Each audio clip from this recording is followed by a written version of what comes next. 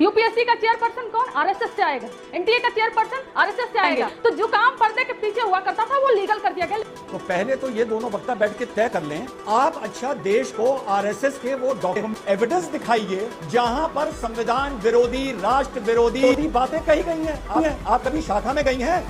या तो आप ये कहिए कि मैं आरएसएस की प्रचारक की शाखाओं में जाती थी, मैंने अपनी आंख से वहां पर ये सब देखा और मैं उनको छोड़ के अब आई हूँ। आप गई हैं किसी शाखा में? गई हैं आप? गई हैं? आपको मुबारक हो वहां पर आरएसएस की शाखा में। बस कि जो आप जब शाखा में गई नहीं है, आपको अनुभव नहीं है, तो आप कैसे बैठ के बोल सकती हैं कि आरएसएस देश विरोधी है या राष्ट्र विरोधी है? इतना ना चिल्लाइए, अरे पानी पी लीजिए, इतना ना चिल्लाइए, इतना ना चिल्लाइए। और रही बात कि तब आरएसएस संविधान को नहीं मानती थी, तो भैया तब तो समाजवाद भी कांग्रेस को नहीं मानता था। आज एक दूसरे की गोद में बैठे। एवरीवन, स्वागत है आप सभी का हमारे YouTube चैनल पे। दोस्तों, आज की ये वीडियो बहुत ही धमाकेदार और इंटरेस्टिंग वीडियो होने वाला है। दोस्तों, आज की इस वीडियो में हम सभी देखने वाले हैं रिजवान अहमद को और दूसरी तरफ देखने वाले हैं आरजेडी की प्रवक्ता कंचना यादव को। दोस्तों, आज कंचना यादव डिबेट में आके बहुत ज़्यादा बौखला गई थी कि जब से आरएसएस से उसका बैन हटाया गया है कि अब उसमें सरकारी कर्मचारी भी उसमें भाग ले सकते हैं, तब से आरजेडी वाले प्रवक्ताओं को पता नहीं क्या मिर्ची लग गया है। और कंचना यादव इसी बात को लेकर डिबेट में आके बहस कर रही थी।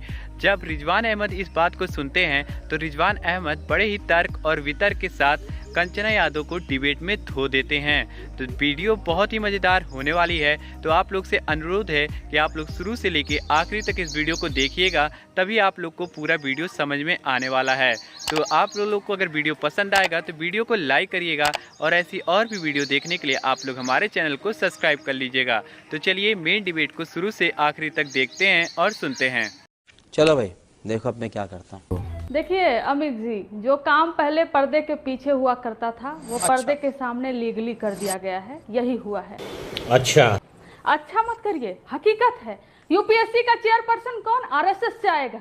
एनटीए का चेयरपर्सन आरएसएस से आएगा। वाइस चांसलर आरएसएस से आएगा। प्रोफेसर जो आरएसएस से जुड़ा हो, आरएसएस के यहाँ जाता हो, संघ में शाखा लगाता हो, उनकी लाठी उठाता हो, हाफ पैंट पहनता हो, उनको प्रोफेसर बनाए जाएंगे। तो जो काम पर्दे के पीछे हुआ करता था वो लीगल कर दिया गया। लेकिन आपने जो गिनवा दिए कि आंदोलन किए थे, आपातकाल में किए थे, उसका इस बात से कहाँ लेना देना है कि जो संविधान में जो प्रिंसिपल है, डॉक्ट्राइन है, जो कि सेपरेशन ऑफ पावर का, उस सेपरेशन ऑफ पावर का ये सीधा सीधा मिसयूज है। मिसयूज कैसे है कि आज आरएसएस को आप एक ऑर्गेनाइजेशन कह रहे हो ना, दरअसल वो किसी भी पॉलिटिकल पार्टी से कम नहीं है। बिना आरएसएस के बीजेपी सरकार नहीं बना सकती, बिना आरएसएस के बीजेपी चल नहीं सकती। तो बीजेपी मतलब आरएसएस, आरएसएस मतलब बीजेपी, जब दोनों इक्वल हैं तो ये कैसे उनको राइट है को किसी भी ऑर्गेनाइजेशन में आईएएस आईपीएस ऑफिसर या गवर्नमेंट ऑफिसर जाकर जुड़ पाए? इसका मतलब एक पॉलिटिकल पार्टी से सीधे सीधे जुड़ना हो गया, जिसको हमने देखा। अभी उत्तर प्रदेश का इन्होंने आकलन किया था कि हमने इसलिए हारा क्योंकि सिविल सर्वेंट जो थे, ऑफिसर्स जो थे, हमारा साथ नहीं दिए। क्यों देते आपका साथ? इसका मतलब आप चाहते हो कि सिविल सर्वेंट जो है, जो डीएम है, एसडीएम है, जो बूथ मैनेजर है, जो सब कुछ है वहां पर, वो आपका साथ दे। वो एक वक्ता ने ये बोला कि ये चीज तो हमेशा से होती आई है और ये तो सिर्फ पर्दा हट रहा है, ये तो पहले से चल रहा था। और दूसरा वक्ता ये कह रहा है सम्मानित कि अब इस फैसले के बाद नए कौन कौन से काम होंगे। तो पहले तो ये दोनों वक्ता बैठ के तय कर लें कि ये सिर्फ पर्दा हट रहा है, पहले से आरएसएस वाले बड़े बड़े पदों पर, एग्जीक्यूटिव पोस्ट पर पहुंच चुके हैं, डीएम, आईएएस, कमिश्नर, सेक्रेटरी बन चुके हैं, या अब से बनने शुरू होंगे। एक तो इन दोनों में आपस में यह कंफ्यूजन है। दूसरा, इन्होंने बंच ऑफ थॉट का मेंशन किया। बंच ऑफ थॉट मैंने भी पढ़ी है। इन्होंने कहा कि साहब आरएसएस इकोनॉमिकल बेस्ड रिजर्वेशन की बात करती है, तो ये इस मंच पर बैठकर बोल दें कि देश में इकोनॉमिकल बेस्ड रिजर्वेशन नहीं होना चाहिए, वो गलत है। जो अगाड़ी जाति के लोग गरीब हैं, जो वंचित हैं, उन्हें इस भारत में कभी भी रिजर्वेशन नहीं मिलना चाहिए। आज बैठकर ये बोल दें कि हम आरएसएस की इस नीति के खिलाफ हैं। तीसरी बात, और अपनी बात खत्म करूंगा, जरा फंडामेंटल राइट। रिजवान भाई, आप बोल दीजिए कि कास्ट बेस्ड रिजर्वेशन के आप खिलाफ हैं, जो इस किताब में लिखा हुआ है।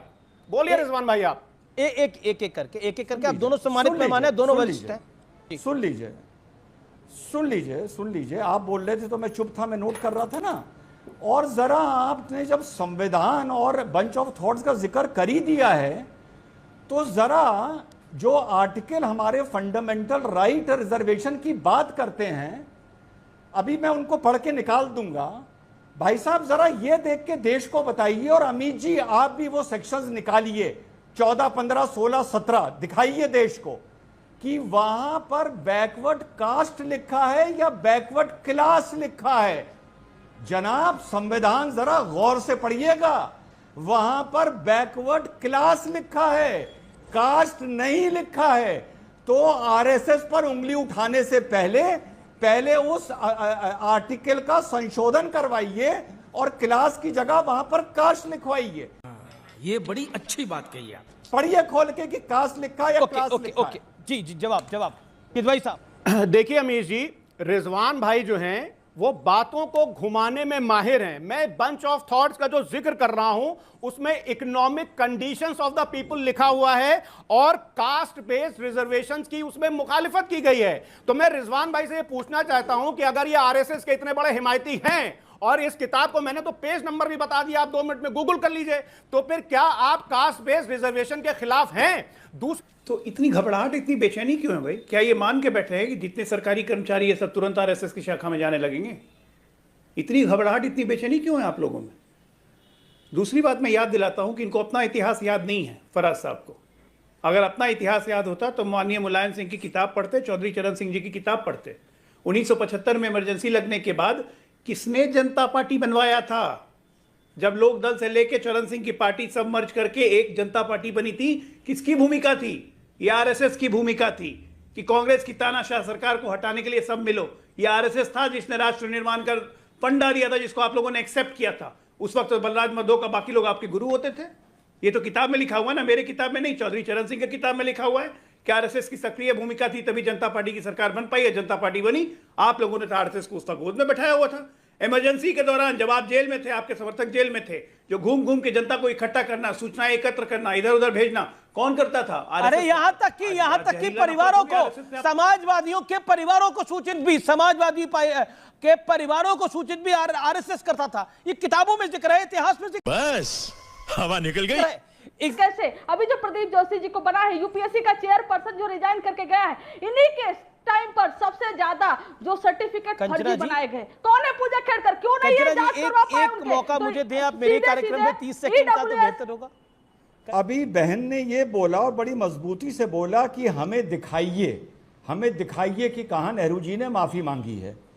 आप अच्छा देश को आरएसएस के वो डॉक्यूमेंट्स दिखाइए, वो एविडेंस दिखाइए, वो पत्राचार दिखाइए जहां पर संविधान विरोधी, राष्ट्र विरोधी, सेकुलरिज्म विरोधी बातें कही गई हैं। आप कभी शाखा में गई हैं?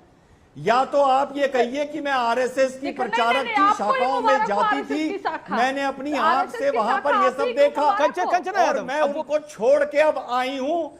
आप गई हैं किसी शाखा में? गई हैं? आप गई हैं?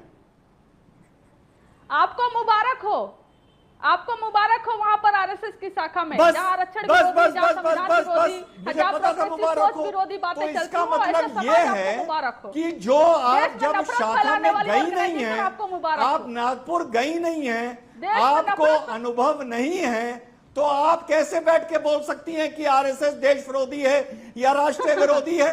कैसे बोल सकती हैं आप? क्यों नहीं आप समाज को सुधार दिए होते? क्यों समाज रिग्रेसिव मोड में जा रहा है? अगर आपको इतना अनुभव है तो आप ठेकेदारी लीजिए कि समाज प्रोग्रेसिव वे में जाए। आप क्यों समाज आज रिग्रेसिव वे में जा रहा है? हाँ, एक मिनट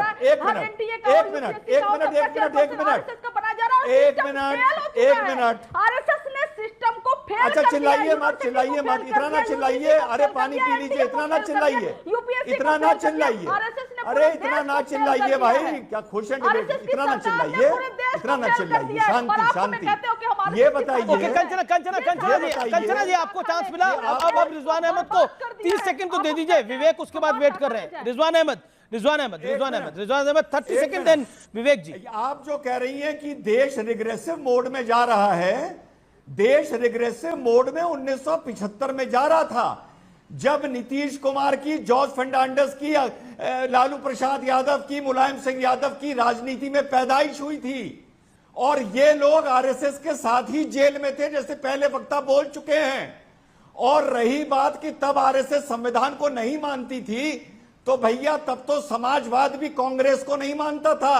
क्या बढ़िया था गुरु। आज एक दूसरे की गोद में बैठे हुए हैं। ये एक समय है और वक्त है, और वक्त के साथ आदमी बदलता है। कल नहीं मानते थे, आज मानने लगे, क्या प्रॉब्लम है? आप गजब बेइज्जती है। दोस्तों यहाँ तक वीडियो देखने के लिए आप सभी का दिल से धन्यवाद। हमें उम्मीद है आप सभी को ये वीडियो पसंद आया है। अगर आप सभी को ये वीडियो पसंद आया है तो वीडियो को लाइक कर दो, और ऐसी और भी वीडियो देखने के लिए आप लोग हमारे चैनल को सब्सक्राइब कर लो। दोस्तों अगर इस वीडियो के बारे में अगर आप लोग का कोई ओपिनियन है, अगर आप लोग कुछ कहना चाहते हो, तो आप लोग अपनी राय कमेंट बॉक्स में हमें ज़रूर बताइएगा। और इस वीडियो को आप लोग अपने साथियों और अपने परिवारजनों के पास ज़्यादा से ज़्यादा शेयर कर दीजिएगा, जिससे ज़्यादा से ज़्यादा लोगों तक यह वीडियो जाए और ज़्यादा से ज़्यादा लोग इस वीडियो को देख सकें। तो दोस्तों आप लोगों को सबसे ज़्यादा किसकी डिबेट पसंद आती है? अगर आप लोग को रिजवान अहमद की वीडियो पसंद आती है तो आप लोग कमेंट बॉक्स में रिजवान अहमद कमेंट कर दीजिएगा। अगर आप लोग को सुधांशु त्रिवेदी की डिबेट पसंद आती है तो आप लोग सुधांशु त्रिवेदी का नाम कमेंट बॉक्स में कमेंट कर दीजिएगा, तो हम उन पे एक ऐसी वीडियो लाते रहेंगे। तो दोस्तों इस वीडियो को आप लोग अपने दोस्तों और अपने परिवारजनों के पास शेयर कर दीजिएगा। अगर आप लोग चैनल को सब्सक्राइब नहीं किए हो तो चैनल को सब्सक्राइब कर लीजिएगा। मिलते हैं नए और धमाकेदार वीडियो के साथ, तब तक के लिए आप सभी लोग अपना ध्यान रखिएगा। जय हिंद, जय भारत, वंदे मातरम।